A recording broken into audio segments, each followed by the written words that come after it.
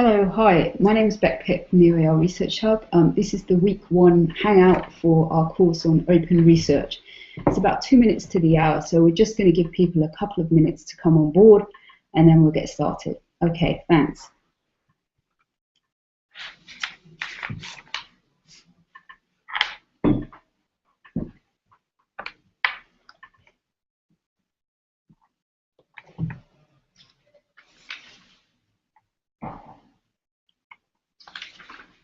If we don't get enough people, I can always take one of the slots and just... Yeah, that's great. We can. I don't know if it does. We're recording at the moment. Okay. Yeah, I don't know if it does. I've got technical questions. Don't worry. Okay, no worries. To technical questions later.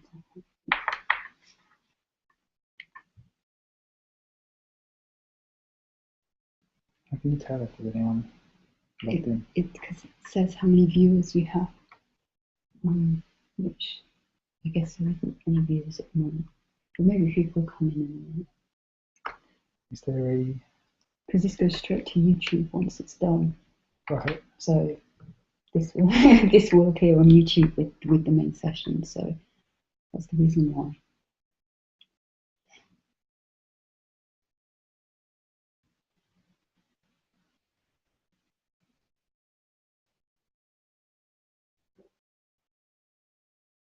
What happens if no one comes? Because we could have a chat about open research. That might work. We can just review some of the stuff if you want. Me too.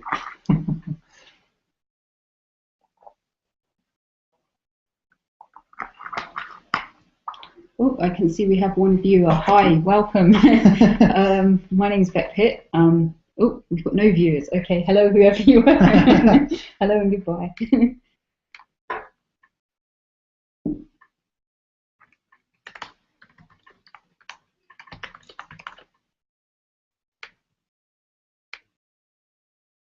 Hi there. I think we do have a viewer. Hi, welcome. I'm Beck Pitt from the OER Research Hub. I'm here with my colleague Rob Farrow, who's just sitting out of screenshot at the moment. We're just going to wait and see and give it another couple of minutes to see if anybody else is going to be joining us this afternoon. And then we'll make a start. And we're back down to no viewers. I don't know how reliable that counter is. Is there anything on the Hackpad or Twitter feed, do you think, at the moment? No. Okay, that's fine. Not as far as I can tell. Okay. That's great.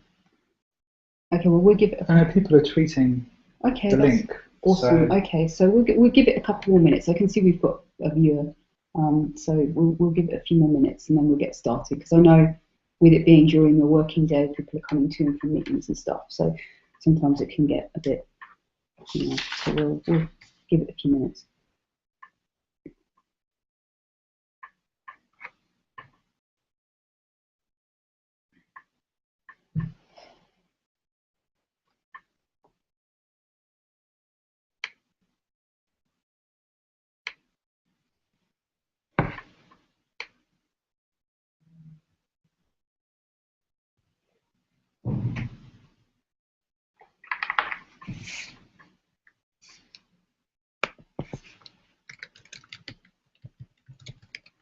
Okay, that's great. I can see we've got a few more viewers now. Welcome. Just to say that we're going to give it a few more minutes for people to join this session. Please feel free to come and participate. If you want to kind of come and chat rather than just view, you're more than welcome to. And yeah, we'll get going in a couple of minutes. Give it to about 5 past. Okay, thanks.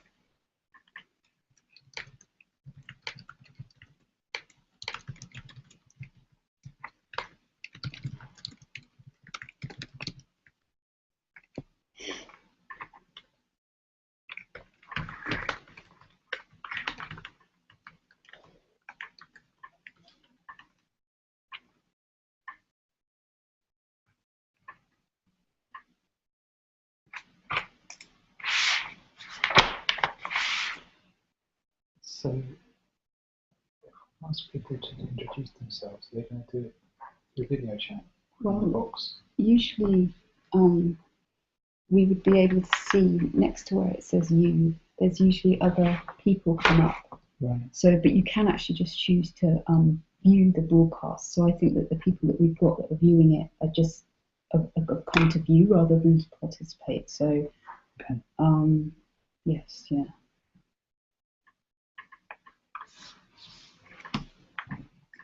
Hi, welcome to our viewers. I can see a few more people have joined us. We're just going to give it a couple more minutes. If you do want to come in and actually chat, then that would be great, and you're more than welcome to come along. Let me just...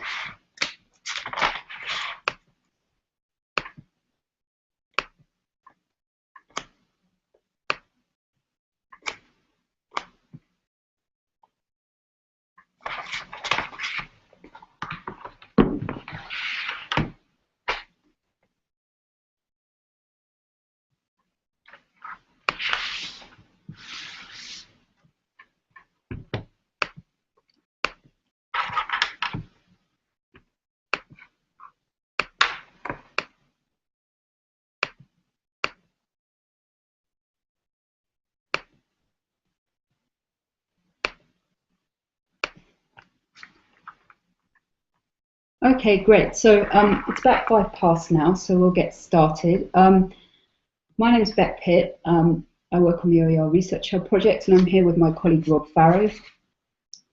And we're here to talk about open research with you and the P2PU course, which hopefully you've been participating in over the past few days. Just to get things started, I wondered if people could introduce themselves. But before we do that, I've just got a few kind of housekeeping things before we begin. So just to mention to you that we are recording this Hangout, and it will be available on YouTube. So if you do have, just to make you aware that it is publicly available, this recording. Secondly, just to make you aware that the group chat is not something which is recorded. So if you do post something in the chat, I will be reading it out in full to people so that we're making sure that we capture that information, and that people who aren't able to make it today on the call will be able to see what your contributions. And third, I just wanted to quickly clarify about Hangouts on air.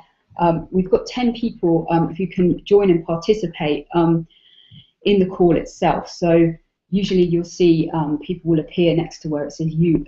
There's a box, and you'll be able to come in and join and chat with us. I can see we've got viewers at the moment, but not people who are participating. Please feel free to come in and actually participate in the call, because at the moment it's just us. So although it's great to have you guys here viewing the course, it will be really, I think, really benefit the discussion because it will just be Rob and I otherwise, if you could come and join us. So that would be really great.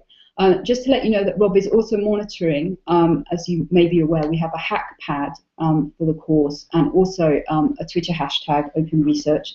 And Rob will be monitoring these for contributions and questions from you guys, and for people that maybe aren't able to join us, who are tweeting things and contributing things that way. So I think that's more or less it on the housekeeping bits and pieces. I just wanted to kind of briefly start things off, and I'm assuming that you guys can use the chat function, and you are able to chat with us. I wondered if people could introduce themselves and just say how they're getting on with the course. So I'll turn it over to you guys for your thoughts. Thanks.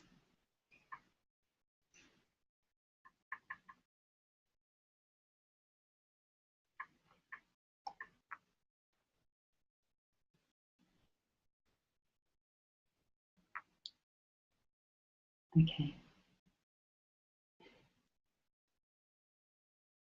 Maybe it is just a viewing function. Interesting. Okay, that's okay. Well, first I'd like to say that it is great to see so many people. Whilst you guys maybe are thinking about what to put, or you know, maybe you want to join us on the call itself.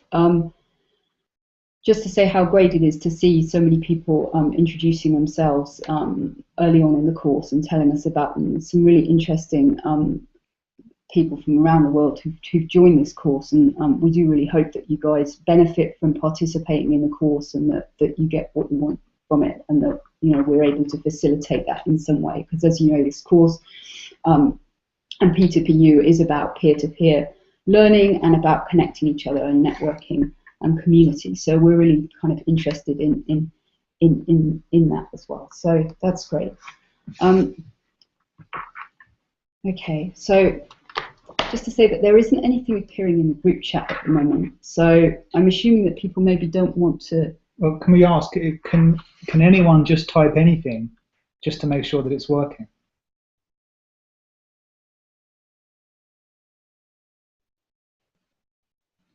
Okay. So it might be that no one can access it. Okay, that's interesting. So let me see.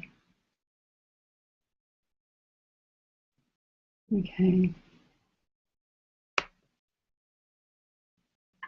It should be that people can join.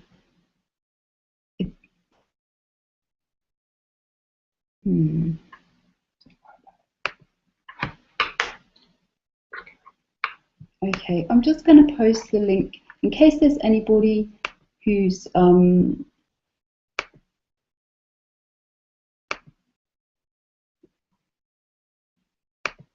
in case there's anybody who wants to join and actually talk with us rather than just view, I'm just posting into the box the link that I think will enable you to do that. And I apologize if there's been some kind of error on my part, or maybe it is that you guys are just happy to view, and that's totally cool. That's totally fine. But just in case there is anybody, I think that is the link that will enable you to join the call and actually ask questions. So that's wonderful. Okay, so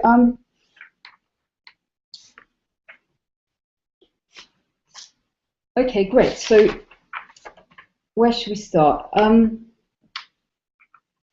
you want to maybe give a bit of background onto how the course came about? Yeah, that would be a nice idea, Rob, I think. Okay, so we're just kind of, as it's just going to be us until anyone wants to join us or is able to join us. Yeah, a bit of background about the course. We've been working with peer-to-peer universities. So as you may be aware, we're researchers on the OER Research Hub project. So we're looking at the impact of OER, open educational resources, the impact of OER on learning and teaching practices around the world. And we work collaboratively with a number of different initiatives and organisations to kind of help do that. And Peer-to-PU, obviously, as you know, host a number of different open courses, including courses available on openness through School of Open. So earlier in the year, we started talking about what we could offer people in terms of the course, or what we had that may be useful to people. And one of the things that we came up with was talking about some of our own experiences as an open research project with an open collaboration model, how some of our experiences could help maybe other people, and also because we're very interested in finding out more from you guys and from people around the world about their own open research practices and sharing those with people. So it's not just about us kind of saying, well, this is the way to do open research. It's about kind of sharing ideas and so on. So we kind of started back in February to think about the kind of things that we could include in a course like this. And some of those things, as you can see, we kind of came down to a few kind of key areas that we wanted to explore. So the idea of open research and some of the practices of open research. We wanted to look at ethics especially, and Rob next week will be leading the session where we talk more about ethics in its relationship to openness. You know, how can you be an open researcher and remain ethical and be ethical? We'll also be looking at different types of dissemination practice and open dissemination and open access publishing. And then in the final week of the course, we're going to be looking at reflection and evaluation and how being open about the processes that you've been through as a researcher can help to benefit yourself and others. So yeah, we've been working on the course for around about 6 or so months, and obviously we've been through the P2P community process, community review process as well. So that's kind of a bit of a background about the course. I don't know if you wanted to add anything in at this stage, Rob. I'll just turn them. Yeah, well, the only thing I'd probably add to that is to say that it's kind of an experiment for us as much as anything. Obviously, the Open University is open in many ways, and certainly in terms of who can take a course and that kind of thing. But in some ways, this is an even more open sort of version, because there's literally no real kind of contact with the students. Anyone can just come along and sign up. Anyone could be in this Hangout now. So it represents a bit of a departure for us in that sense, I'd say. But it's also entirely in line with the kind of methodologies and kind of commitment to openness and the advocacy of openness that we're trying to explore in our wider research project. So they're quite interested in the sort of the way that an open approach to teaching a course like this might influence the building of communities around these kind of questions, and the sort of symmetry in people's different experiences of openness from different countries, different educational sectors, and different interests in the whole thing. So very interesting to see what happens, I would say, from our point of view. Thanks, Rob. That's great. Okay, so we're still moving on. I think we've still only got viewers here with us at the moment. If you are here and able to contribute, or you want to contribute, please do so. We were going to kind of open up and kind of ask you guys some questions. So and look at the things that you wanted to explore. There's been some really interesting discussions in the forums. We've been kind of looking at those today, and some of the things that you guys have got to say about open research, and some of the ideas around the idea of openness and what open research means, and some of the challenges and benefits of conducting open research. Where do you think it would be a good place to start, Rob? I'm just wondering. Is it worth looking at some of the forum activity for the first week? I think so. Section. Okay. Okay. Okay. We've got some people on Twitter who say they can't view the video, so they can only view the video, they can't chat, and they can't watch. Right, okay. And I'm just reading down the comments that are, thank you to people who've been posting comments on my Google Plus account. Do we chat using this box and use video? Hi, Deborah. No, actually, you guys should be able to join. Hi, Tabitha. You guys should be able to join and chat in a box that I can see and that we can see here, but you guys can't. I'm really sorry about this. There appears to be a technical issue, and it's probably a user error on my part. Okay, let me work out what's going on here, because really you guys should all be able to join and contribute. So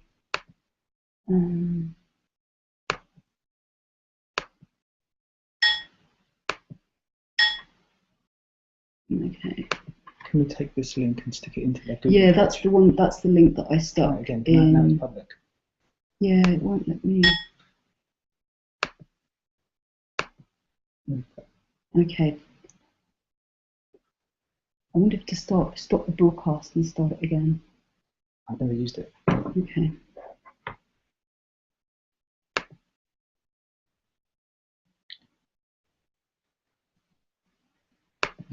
Excuse us a moment while we just try and work out.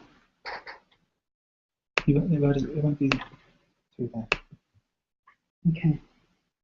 I'm really sorry. Last week this worked fine, and now of course it's not playing ball.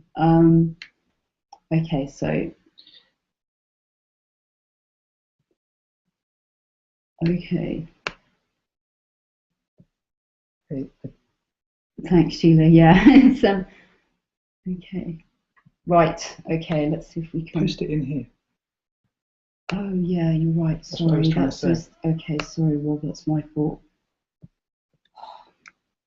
Okay, guys. I'm really sorry about this. I'm posting in a box that everybody can see. Okay. Oops. Oh. Hello. Why is it working?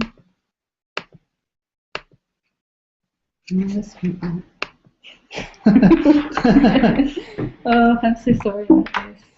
That's okay, I'll do it. Okay, you could. Okay, Rob is going to post the link. Thank you, Rob. You just carry on. Okay, great.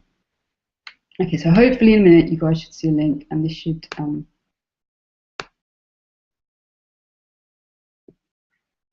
Okay.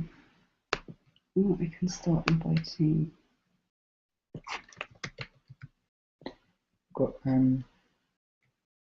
Sheila McNeil, Catherine Cronin, Anna Page. Okay, great. See if you have them. Okay, I did. Yeah. Okay.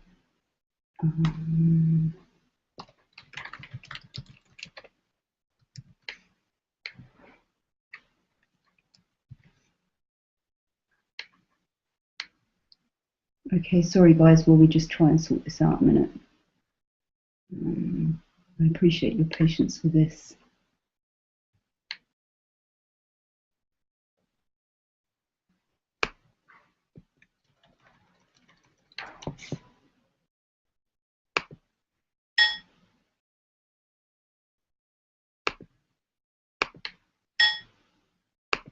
Let me go public.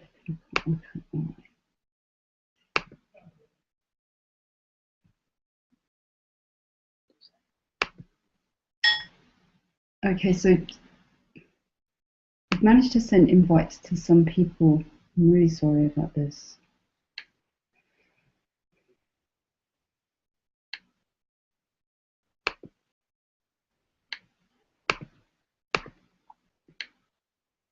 Yeah, it's been set to go public.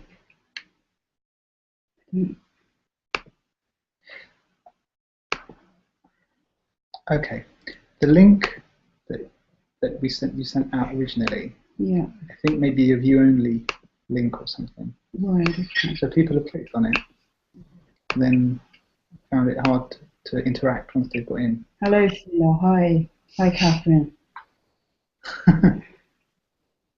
Oh, I'm so sorry. This feels like it's turning into a real farce. Okay. I'm really sorry about this. Who's that we can hear? That's Sheila and Catherine are on the call because I invited them. Yeah, it's been set to go public.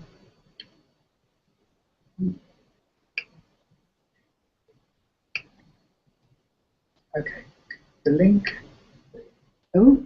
Sent out originally. I think maybe a view only link or something. So people have clicked on it, and then found it hard to interact once they got in. Hello, Sheila. Hi. Hi, Catherine. Hi. Hi there. Sorry, this we've got time delay here as well. This is real. We're here. We're here. Can you hear us now? Yeah. Okay, great. Oh, because okay. you just answered a question that we asked about 2 minutes ago. So. Hi, Sheila. Hi, Catherine. How are you? Great, thanks. I've just got too many windows open now. Yeah, I think I'm the same now. Bit of a disaster here now. Right. Okay. Yeah. No, I'm with it now. Yeah. Okay, while we're just trying to sort this out, we're going to get more people to join the call. There could be an issue with the setup, which is that it should have been that anybody could come in, as Sheila and Catherine have done at the bottom of the call, in which case then, yes, of course, we can hear and see you, which is wonderful. And you can also see the elusive chat box, which I've been referring to, and no one could see. So, yes, okay, well, that's great to have Sheila and Catherine with us. Thank you. Rob's just going to try and get everyone else to join the call, and then I think we should be able to kind of continue. I wondered, Sheila and Catherine, if you guys wanted to introduce yourselves while we're kind of bringing everybody else on board and just tell us some of your thoughts about the first week of the course. Sure. Catherine, I actually have to go about past. I'm sorry, so I'm only going to be here really quickly. So but, you go first, Sheila. Go ahead. Yeah. My name is Sheila McNeil. I know everyone that I can see, so just my name is Zara. So I'm a senior lecturer in blended learning at Glasgow Caledonian University.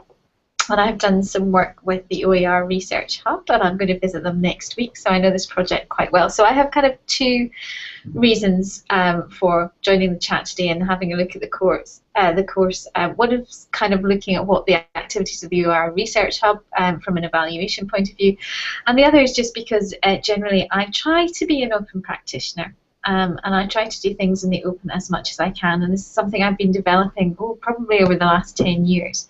So I'm really interested in finding out more, particularly in terms of research, because I don't do an awful lot of what I would call proper academic research, but it's something that I need to do.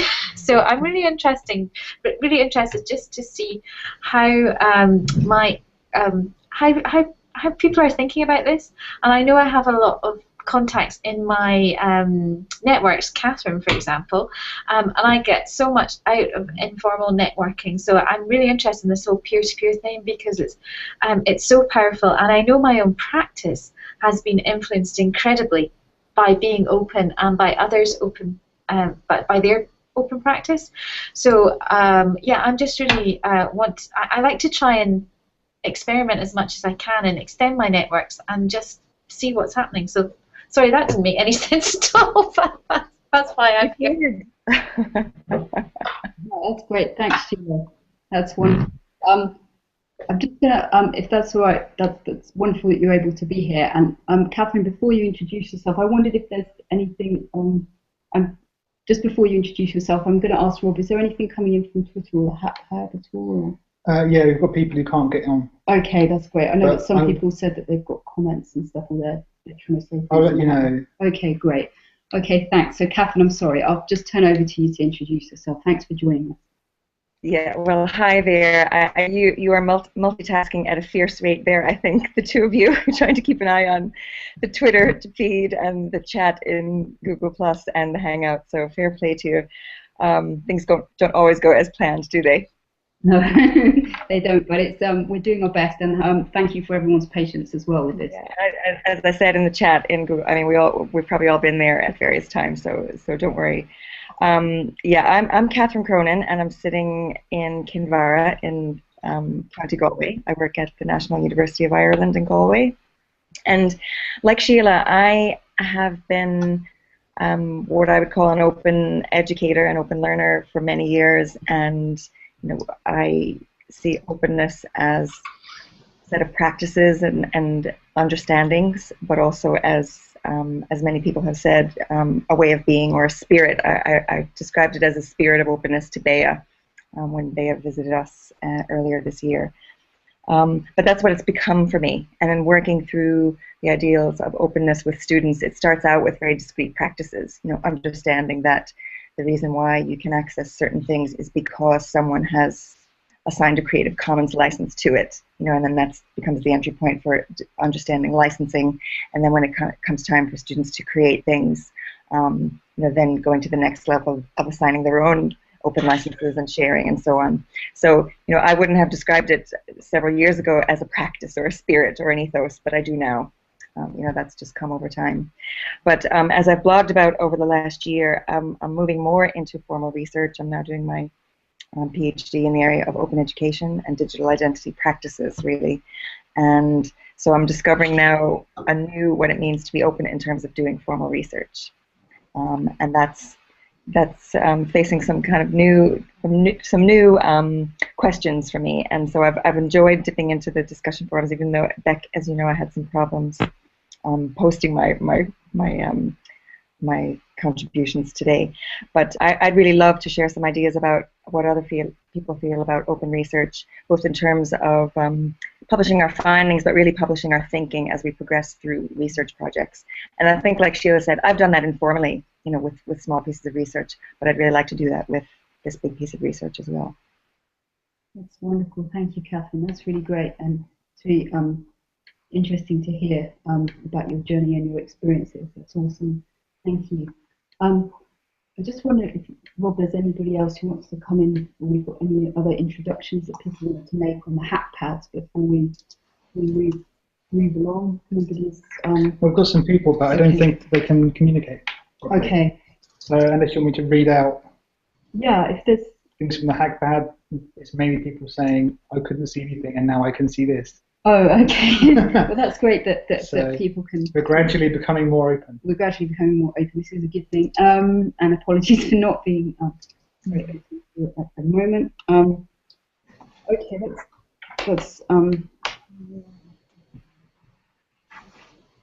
yeah. I'm just reflecting on some of the introduction and the idea of a kind of open practices and this kind of idea of a spirit of openness or practice of openness. Bye, Sheila. Thank you for joining us. Sorry, I should have said goodbye before the end of the half hour. Sheila had to go at 1:30. So. I just wanted, Catherine, to come back to the idea of the spirit of openness that you mentioned, and kind of openness in practice. And maybe, I'm not sure if this is when we were talking about open licensing and your students, and whether openness maybe how people maybe become aware of more of open practices. I wonder if you could maybe say a bit more about that process and the things that you've experienced. Mm-hmm. Well, again, I think it's something that happens in layers. I can reflect about how my awareness grew, but I've seen this happen with students over the last number of years.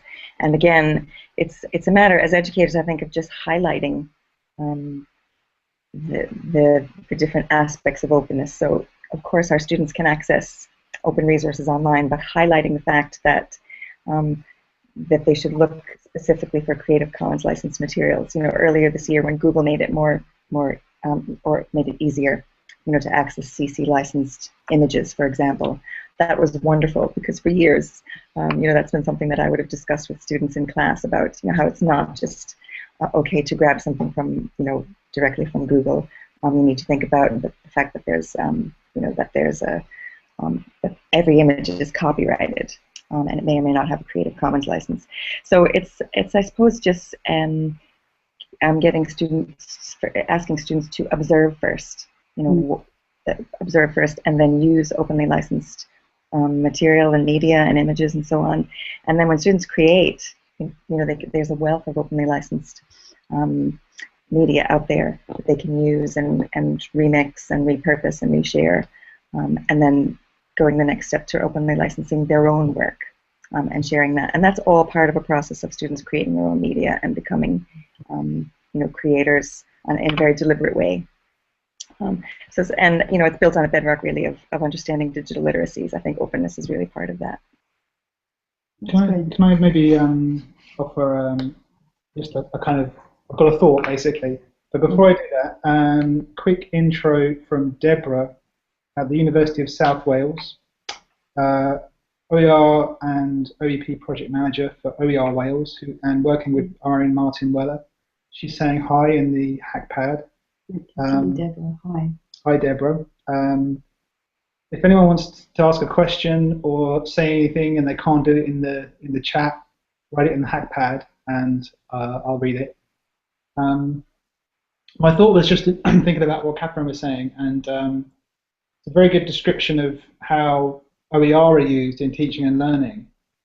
But I wonder if Catherine, you have anything to say about the research side of this, or how openness might play a part in research rather than the kind of, if you move in the kind of OER circles, there's a familiar kind of familiar pattern, how we promote OER use and the kind of things it can do for pedagogy. But on a research side, we mainly tend to think of it in terms of open access. But I wonder if you have any thoughts about the research process itself and how openness can kind of be a factor there. Well, I mean, it's already been immensely useful for me just simply through blogging, through reading and commenting on other people's blogs, but also my own. I I had a conversation with Catherine Jensen that started on Twitter recently, and we popped it into our blogs. And I think it's the most commented on blog post that I wrote in the last year or so, with 20 plus comments. It was simply a conversation around liminality and third space and third place. We were trying to come to terms with the subtle differences between those metaphors and those concepts, which each of us is using in our research. And many people jumped in and pointed us to PhD theses that had been written. Christina Costa's work. Mark Childs wrote about a PhD thesis that he had just examined and a book that he just wrote. So people were popping in resources to things that I never would have come across. And that was simply through not sharing the fruits of my research, but just sharing a question and a discussion that two of us were having. And it's just making that leap, saying, I don't really know the answers to this, but I'm just going to put it out there and see if anyone's interested. And then through Twitter and networks and so on, it can ripple around, and people who are interested may find it. So I already feel very committed to doing my research that way, but I'd really love to connect with some other people, because I know there are some issues around ethics, around sharing data, around sharing, for example, if I'm speaking with students and staff, sharing that kind of data. There are obviously some sensitivities around that. So I'd love to learn from people who've encountered and dealt with those questions before. That's great, thanks. Some more stuff coming on the hackpad. I'm starting to feel like Ros to your Fraser. So we've got a couple more intros and a question. So we have Heather, aka Dixie, on Google, a bioinformatician at Trinity College, interested in ways of facilitating openness within her department. We have Martin H., who is a student here at the OU, I presume, the MA in Online and Distance Education. He's still writing this question, but in the tumult of technological difficulties, Anna Page, who, for those who don't know, is based here at the Open University, she asked a question, which is, how much do people outside academia know about openness and open research? Because not knowing enough about it can be a big barrier to participating in open research. I'll leave that out there for maybe others to write in the hackpad, kind of what they think about that. I imagine, in a way, proving the validity of the question, probably everyone in this Hangout works in academia and knows about openness, so we're not the best people to talk about that. But if you're here and you're not in any way connected with academia, it'd be interesting to know whether you've got an interest in openness and open research. If anyone else wants to come in on that, if you have any thoughts about that. I think there's maybe a general idea of openness, which people probably associate with kind of transparency in government, for example, and that's not applause for us, by the way. There's something going on over there. But yes, I think there is a sort of an everyday notion of openness, if you can call it that.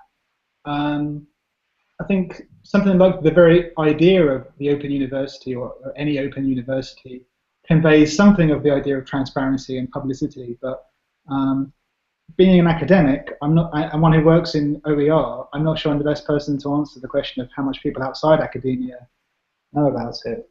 But if anyone has any comments, that'd be great.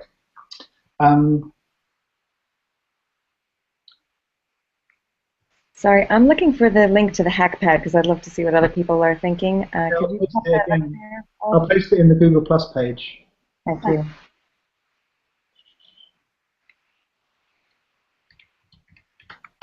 Yeah, and that's kind of interesting because one of the we were kind of looking over some of the great comments and discussions that have been going on in the course, and around 1.3.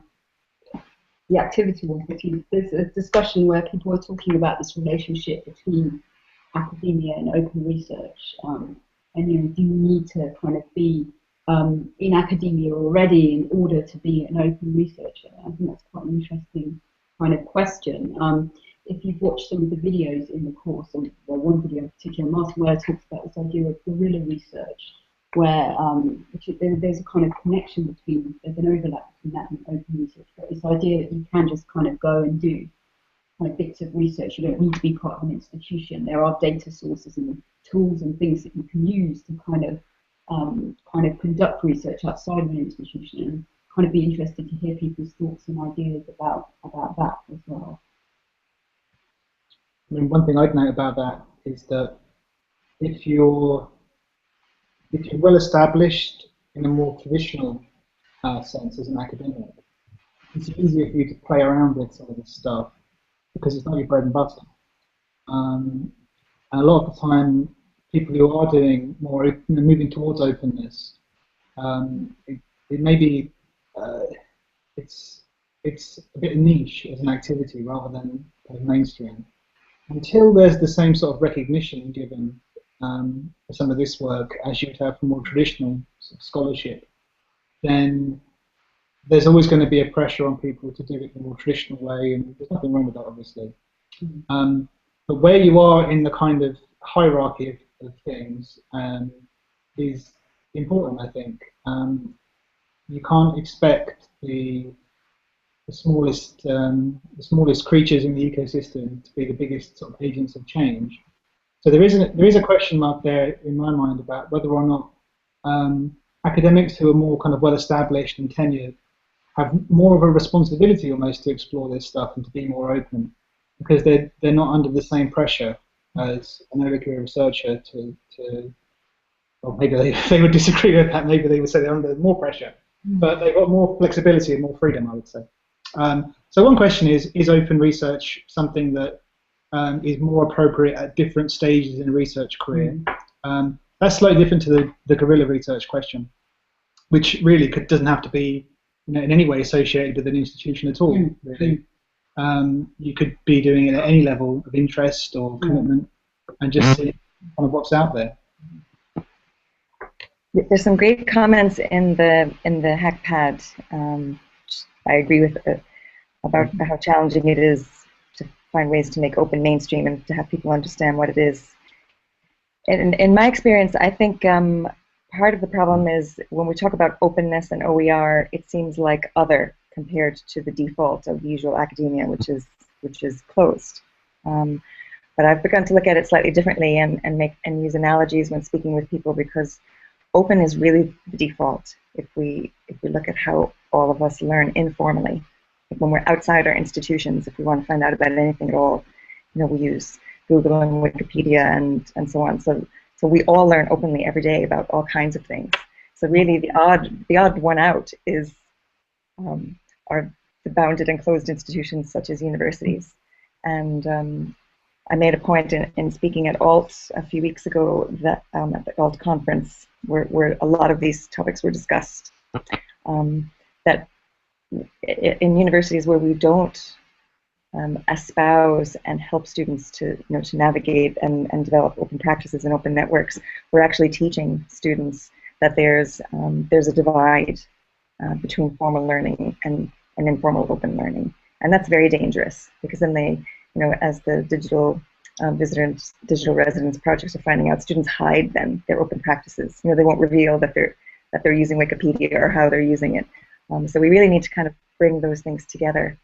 And I think open is the default, and and we need to catch up in our institutional practices, in our teaching, and in our research. I would say that there's almost a kind of it's tempting to sort of think of the history of science almost, if I can put it that way,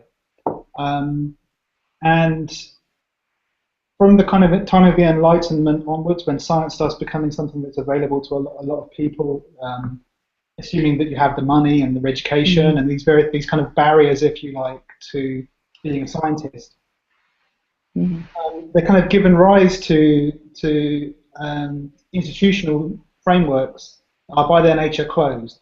To get into this, to get into this game, to be doing research, to be an academic, you've got to have a certain amount of resources behind you. You've got to have a certain education, speak Latin or whatever it might be. You could argue that technology is making these things more accessible and sort of democratizing these processes, which I think I can see as a kind of a bit of a dual-edged sword in some ways. because obviously we want people to be doing research, but we also want people to abide by the standards of research, and the ethics thing comes into it as well. So to my mind, there's some interesting questions there about, well, actually, for us to be producing valid knowledge or valid sort of outputs from research, we need to make sure it's done in the right way. Make sure it's done in the right way. Doesn't that mean we've got to exclude some people? Or do they just now, maybe the difference is now that they have the power to decide, I'm just going to go and do some research into this and I'm going to learn. Maybe that's the thing. As long as you're learning by doing it, you'll learn how to do it better.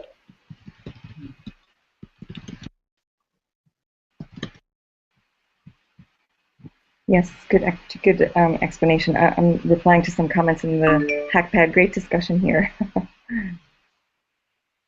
Okay, good. Rob, did you want to pick up on some of the comments in the HackPad? Sorry, I can't necessarily see you say. Okay, so that's great. So one thing that's come up is the idea of openness being a default position, right, or not.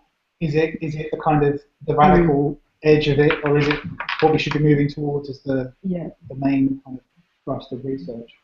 I would say, in some ways I can see how, if you're going to be a sort of consistent scientist who's, inevitably you're going to have to share your results with somebody, right? Peer review is what you get your validity from. But whether or not you get it from a small community of experts in a field who understand what's going on, understand the rules around what you're doing, which I would describe as not necessarily an open system, we tend to do that first, and then go on to a kind of, well, here's the publication for the public, for anyone to look at it. Now it's kind of achieved its validity. Mm-hmm. So there's an interesting question there to me around, well, what systems of peer review do you have for knowledge production in an open system? I think that's a difficult one. But yeah, anyway, that's kind of picking up on the previous. Anna is saying that we don't necessarily exclude people as long as we explain how to do ethical and robust research in the open.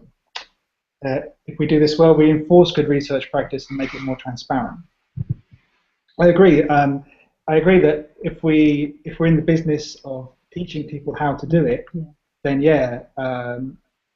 that's how everyone learns in a way.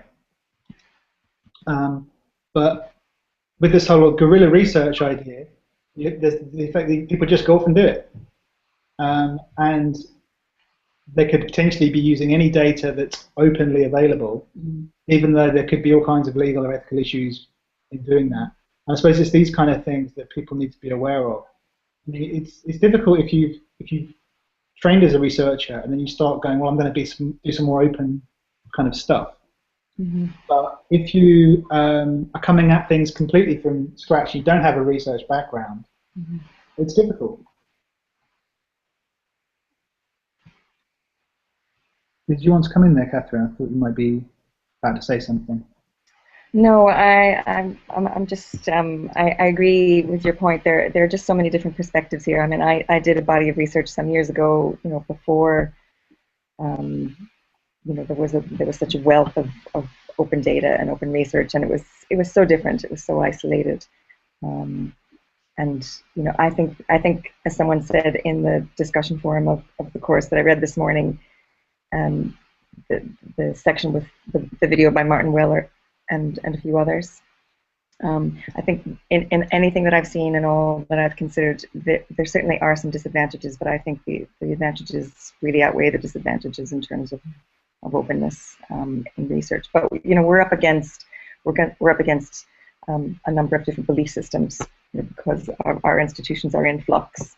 So although we may espouse these values, and everyone in this course may espouse those values more or less, we may work directly with people or for people who don't, and I think that's where a lot of the points of tension are.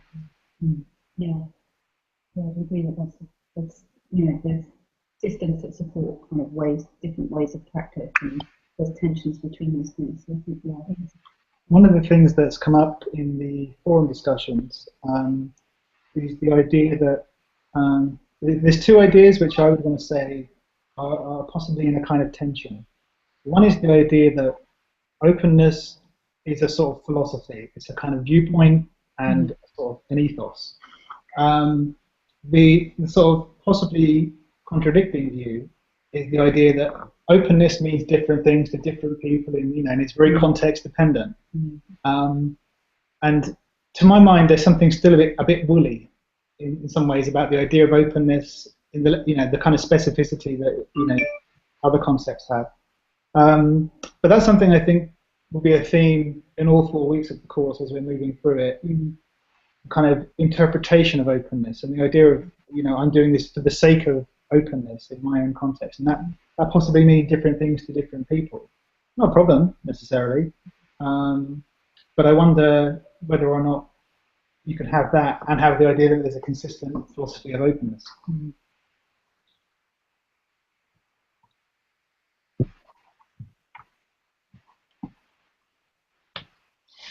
So just about 10 minutes left. Okay, great. Great discussion in the hack pad here. That's great. I'll just check it out. Do you want us to read it out? Yeah, that will be there actually. Thanks. So, and a comment is it can take time and persistence to get the open message across to peers who may not understand it or actively resist it. So the idea here, I suppose, is to do with cultural change, changing practices, that kind of thing. Yeah. In some ways, I mean, we found some evidence in our research for the idea that once one person somewhere starts being open or explains what CC licensing is to their colleagues, that can then be a kind of almost a viral effect. People get flipped, and then all of a sudden they're the ones telling other people about how to do it. I'm sure that there are quite a lot of people who it makes no impact on whatsoever, but there's definitely something that can sort of capture the imagination in kind of these ideas of openness. Yeah, I think that's interesting. I think that Chris Tober picked up on that in one of the video excerpts where she talks about colleagues and it being easier in her experience to kind of form collaborations with people if the outputs of those of that collaborative activity is going to be open and of benefit to everyone. So I kind of thought that was an interesting experience. I'd be interested to hear people's thoughts about if they've encountered resistance to the idea of open practices, and what kind of reasons people may have given for maybe not being wanting to kind of make use of open practices in some way. So just a thought if anybody wanted to contribute to talks about that.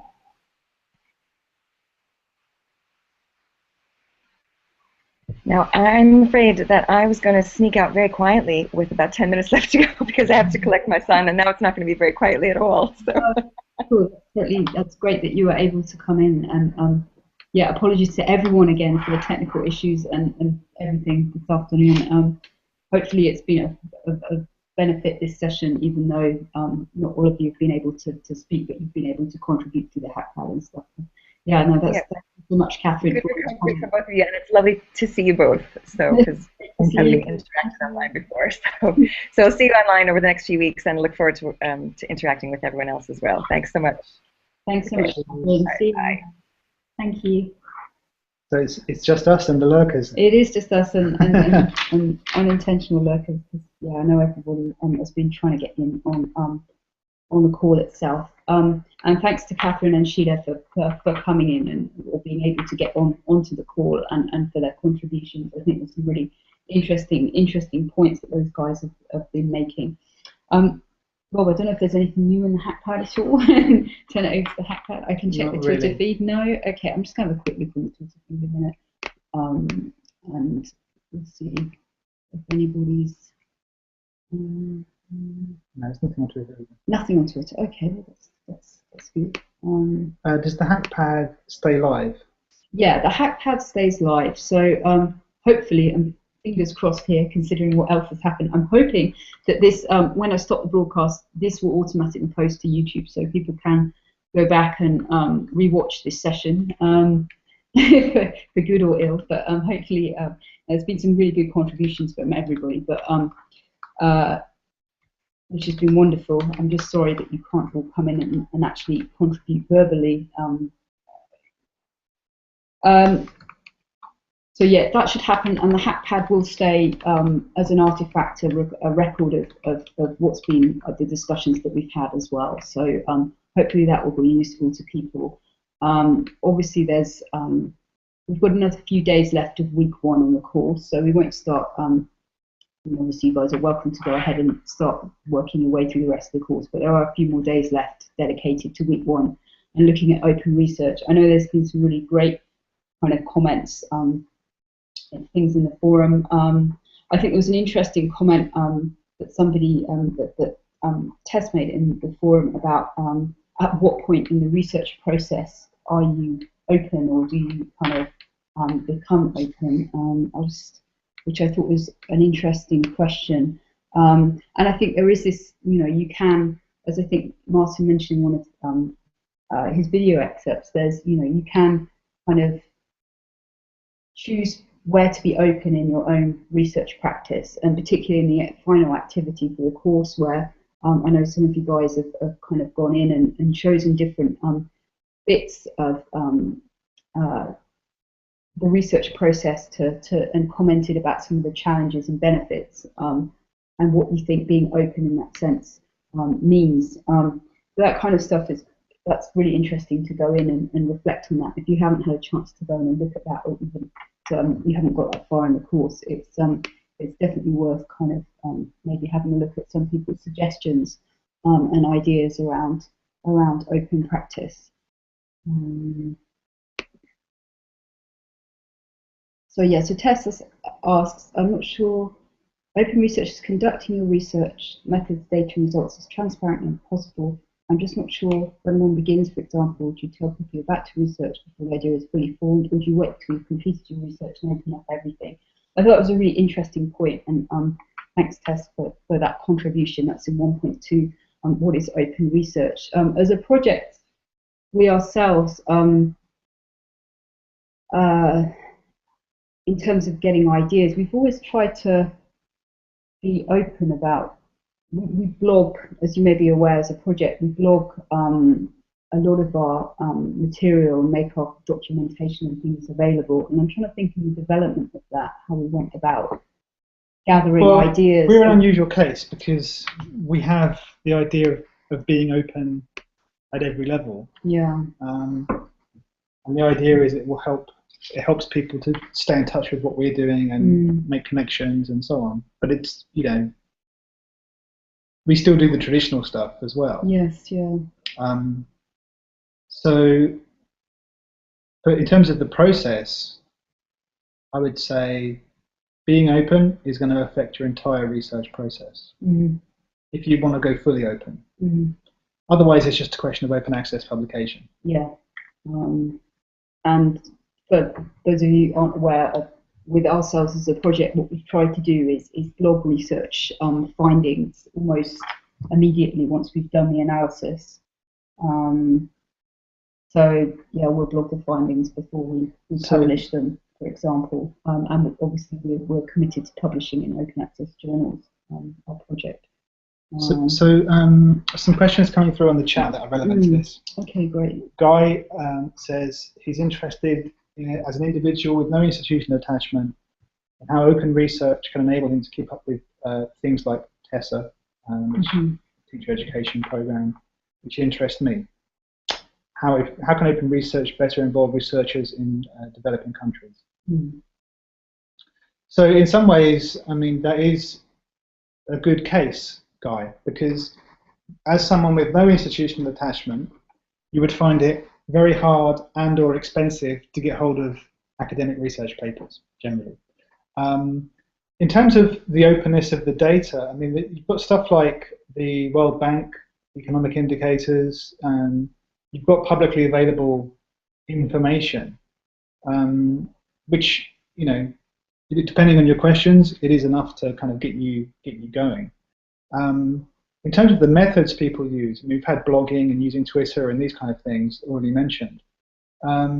that can be a really good way of building up your own network of people who are interested in the same things as you and can help share information and kind of. One of the sort of advantages of openness that we've found is the idea of building communities and networks, because everyone's got the sort of same open approach where they're happy to share stuff. It's not being done for commercial advantage or anything like that. It probably works a bit better in the education sector or the voluntary sector. But the more data that you can tap into that's openly available, the bigger the picture, the better the picture that you're going to end up with. I'm not sure if that answers your question fully. I think possibly need a bit more information, but certainly in terms of the idea of being open, you're better off as a researcher without affiliation if you follow an open approach. I would argue.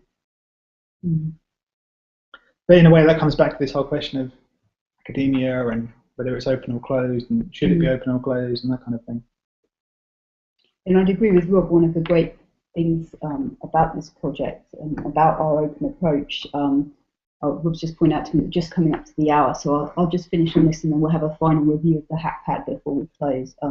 I was just going to comment and agree with Rob in the sense of one of the great things about this project has been the network of people that we've kind of built up and the people that we've connected with and the kind of collaboration that's kind of come out of those relationships. I think people are willing to share and ideas and exchanges with and I feel sure that would be something that you know, people will be open to getting involved in. It's definitely, you know, not a closed academic world in terms of discussions on social media and stuff. So, yeah.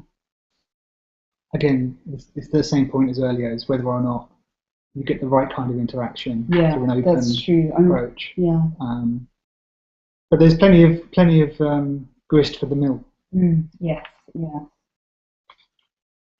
No, that's great. Okay, just to thanks guys for there's nothing else. Sorry, Rob's shaking his head. I wasn't sure if it's shaking his head. Some people are writing, but I don't think. Okay, no, that's great. Well, that's wonderful that that you guys have been patient enough to stay on the call. I can see we've got 6 viewers, and you'd have several more. So thanks to everybody for being very patient with the technological issues today. I really appreciate it, and I hope you found this session helpful. I'm sorry it was a bit disjointed. It was great to have Sheila and Catherine on the call, and I'd like to thank them again for their contributions. That was awesome.